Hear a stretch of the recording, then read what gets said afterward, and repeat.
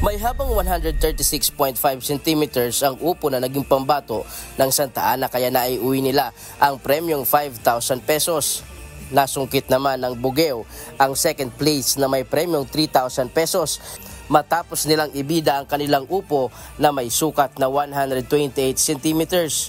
Umabot naman sa 116.2 centimeters ang inilaban ng Gonzaga na pumwesto sa third place na may premyong 2,000 pesos. Maliban dito, iba't ibang kompetisyon ang sinalihan ng mga magsasaka, mangingisda, mga opisyal at membro ng Rural Improvement Club o magsasakang kababaihan, 4-H Club o magsasakang kabataan at Agkaykaysa Organization na mula sa iba't ibang bayan at lungsod sa lalawigan.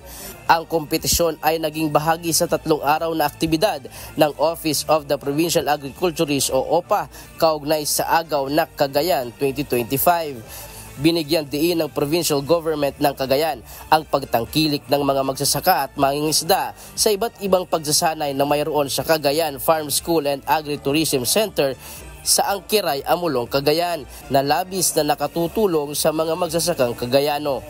Ryan Salatandol, humahataw sa balita ngayon.